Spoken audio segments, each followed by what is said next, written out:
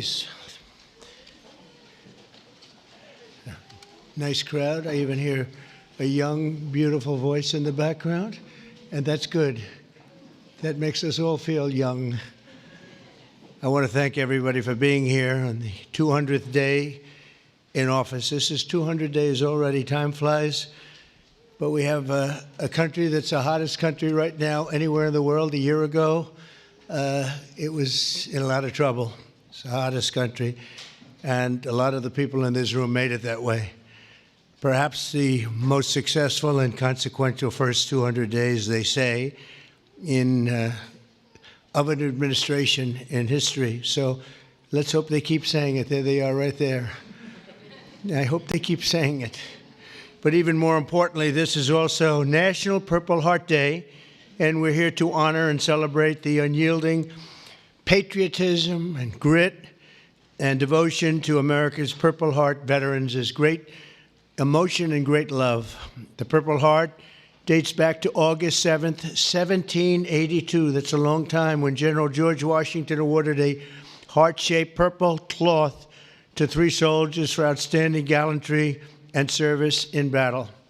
This afternoon, we're joined by dozens of Purple Heart recipients and their families, and just as General Washington did 243 years ago, today we give our everlasting thanks to you and your unbelievable families. We want to thank you very much for being here. It's my great honor.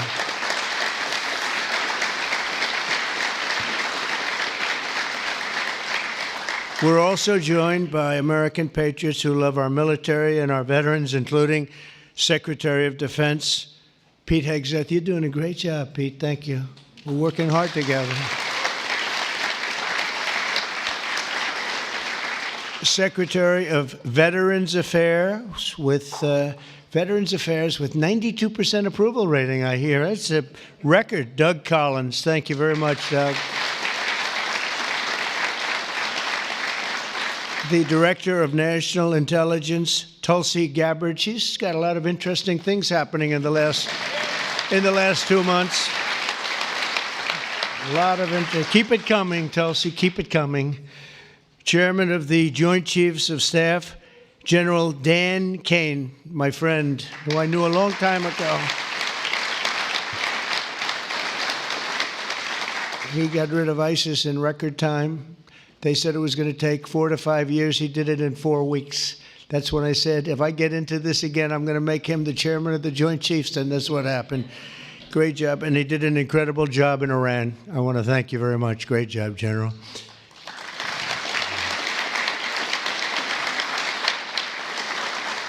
Deputy Secretary of Energy and Purple Heart recipient, James Danley. James, thank you very much, James. Great job.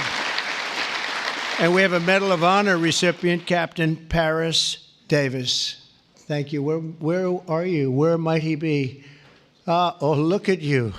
You're better looking than I am, I'll tell you that. Thank you very much. Thank you very much. We're also joined by the Marine Corps veteran who co-managed my 2024 campaign, a fantastic talent in many ways after he was wounded in battle for our country in Operation Desert Storm, Chris LaCivetta. So where is Chris? Where is Chris? Chris, stand up, Chris. With your beautiful daughter, Victoria. Thank you very much for being with your father. It's very nice. Every Purple Heart tells a story of courage, sacrifice, and purpose. It speaks of a price paid for the soldier beside you, the country behind you, and the generations of Americans yet to come. And we have some great generations to follow. It's going to happen. Those who wear this medal ran into bullets, faced ferocious bombs, and shed their blood on the field of battle. We will never forget what they did. We will always use them as an example of bravery and courage and strength. And we will also always think, when we look at them, of our great American flag. We want our great American flag to be strong, and it's stronger than ever.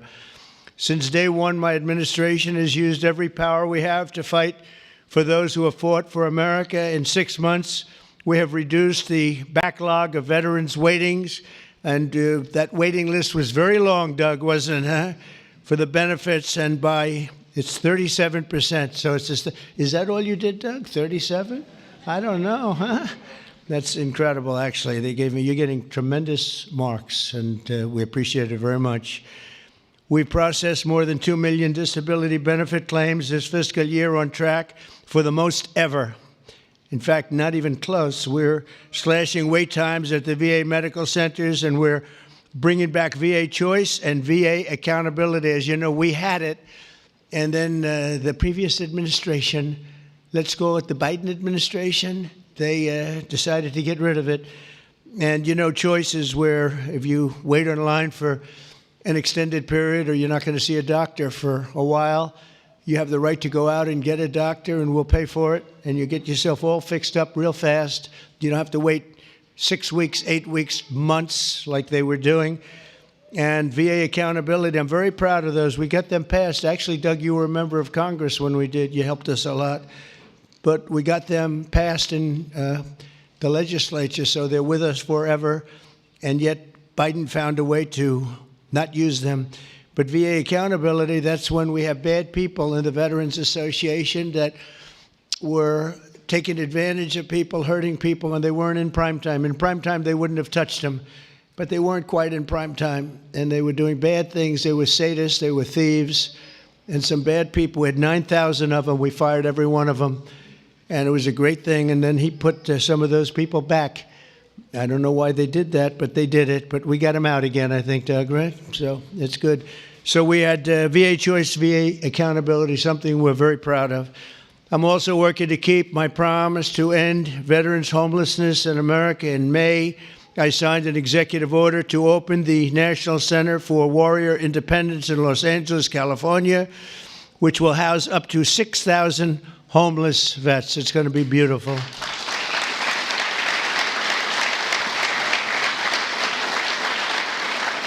And just last week, I signed the VA Home Loan Program Reform Act, a big deal to help ensure no veteran is kicked out of their home for a late payment. If you're a little bit late, don't worry about it. And frankly, if you're a lot late, you don't have to worry about it either. You just get it in when you can. Get it in when you can. And America's veterans have done their duty for us, and under the Trump administration, we are doing our duty for you, okay? That's the way it's supposed to be. One of our brave soldiers with us today is Army Veteran Specialist Kevin Jensen. In 2008, Specialist Jensen was a gunner in a Humvee racing to support a platoon ambushed by the Taliban in Afghanistan. His vehicle was hit by a roadside bomb, flew 10 feet. He flew 10 feet up into the air and exploded in flames. The whole place was on flames, including, unfortunately, Kevin. But he suffered deep third-degree burns, and all over his body he was in trouble, big trouble. Despite the agony, he selflessly ran to the aid of his platoon leader, who was engulfed, or just absolutely, everyone thought he was gone. He was engulfed in fire. "Sir, I've got you. I've got you, sir," Kevin shouted and pulled his friend to safety. Specialist Jensen earned the Purple Heart, and he's here today with the platoon leader whose life he saved, and our newly sworn-in VA Undersecretary for Medical Affairs, Captain Sam Brown. Kevin and Sam, please stand, and I know Sam very well. Sam is great.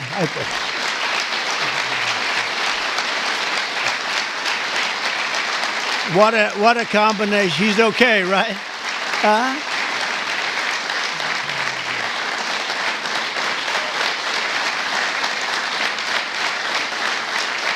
Great, Sam. Look good. Thank you very much. You did a great thing, because I got to know him and his really beautiful wife. You know, you're not allowed to say beautiful anymore. It's political suicide, they say. But I'll say it anyway. And the most beautiful family you've ever seen. And I just want to thank you for having done, and you for your great bravery. It's really great. Thank you both for being here. Appreciate it. Thank you. Also with us is 24-year Army veteran Brian Willett. In 2010, Staff Sergeant Willett was conducting a resupply mission in Afghanistan when his vehicle was struck by a roadside bomb. You know who did the roadside bomb, right? Salamani. Where is he? Where is he? Where is Salamani? He did. He was the father of the roadside bomb. They say 92% of the people who got either killed or badly hurt, it was Salamani. He was the one that did it more than anybody else by far. Leaving this person very seriously injured 7 months later, Brian's teenage son, Private Kevin Willett, who was also deployed to Afghanistan, was standing guard when insurgent forces attacked with heavy fire. The grenade knocked him out and knocked him right to the ground. He was in big trouble, but Kevin rose to his feet and successfully repulsed the attack on his camp, earning both the Purple Heart and Bronze Star for valor. And I'd like to ask Brian and Kevin to please stand wherever you may be. Hi, how are you? How are you? Good job. Good job. Two great people. I would say these are different types, right? These are different types, right? But same blood. That's all we care. It's very good. You both look great. Thank you both very much. Appreciate it. We're also joined by Marine Corps veteran Staff Sergeant Thomas Matteo, wounded 6 times during 2 tours in Vietnam. At the end of his first tour, shrapnel sliced open his abdomen and he was left bleeding, and they thought he was gone. He was on the jungle floor for a long period of time, but he recovered and chose to go back and fight. Thomas later continued to protect our citizens as police chief of Hialeah Gardens and Inverness. That's 2 good places. We love those places. We love Florida. Every time I ran there, I won, so I got to love it, right? Set records. We have the all-time record, Thomas. And he was one of the very rare 6-time recipients of the Purple Heart. Boy, you got hit. Where's Thomas? 6 times. You got to be kidding. That's pretty tough stuff. And look at you. You look fantastic. So did it have any negative impact on you, would you say, now that you're recovered, fully recovered, would you say? Do you get any extra aches and pains or anything? 2 prosthetic knees, sir. That's it. That's called an ache and a pain. That's right. I know. I have the whole list. It's amazing, and you look great. Thank you very much. That's some list.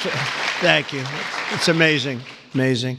Last year, after an assassin tried to take my life in Butler, Pennsylvania, Thomas generously mailed me one of his Purple Hearts. Many of the other veterans showed me the same unbelievable gesture of kindness, including 3-time Purple Heart recipient John Ford and Gerald Enter Jr., who also came along with us and did us a great, great favor. Gerald, John, and Thomas, I want to thank you very much.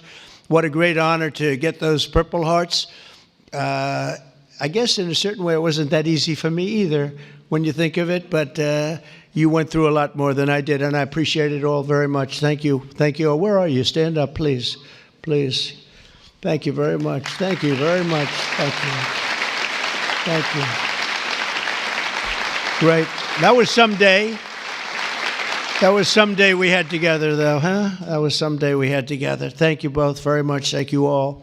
From the very beginning, our nation's fate has depended on heroes like those in the room who placed their bodies between the enemy fire and really that fire and the American freedom that we all love so much. Because of their sacrifice today, our flag is still waving proudly, and our freedom is still safe and secure, and our future is looking brighter and greater than ever. Our country is doing really well. We're very proud of our country. We had that mission. I watched those B-2 bombers with those pilots. We had them in the Oval Office celebrating their incredible bravery and talent, pure talent. Every single bomb hit its mark perfectly. And then we had Tomahawks coming in, 30 of them coming in from submarines that were 300 miles away. They all hit their mark, too. Look at this smile on you. You think that's your boy. Hey, look at his smile. But it's pretty good, right? Pretty good. We had them and we celebrated all together. We actually had 52 tankers. Can you imagine? We had a lot of the people over to the White House, to the gardens, and it was an incredible day. It was a day of celebration.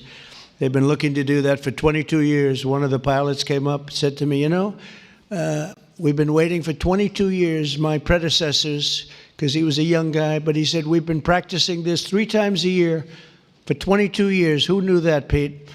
And I said, you mean you knew exactly what to do? He said, every single year, 3 times a year, we'd practice for that specific event. And you were the one that had the guts to do it, send us on our way. And I said, were you happy or unhappy about the fact that I said, he said, we couldn't get into the planes fast enough, right?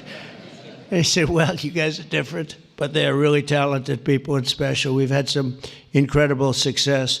But I want to give a very special thanks to all of the Purple Heart recipients that are with us today and all over the country and all over the world, frankly. And I'll now sign the proclamation officially declaring this as National Purple Heart Day. Very special day. Thank you very much, everybody. Thank you. Thank you.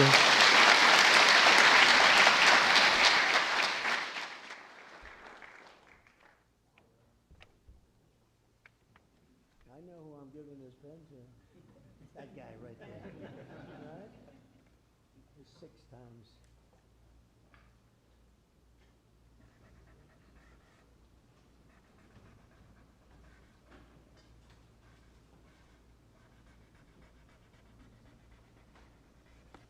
And that is not done by an auto pen.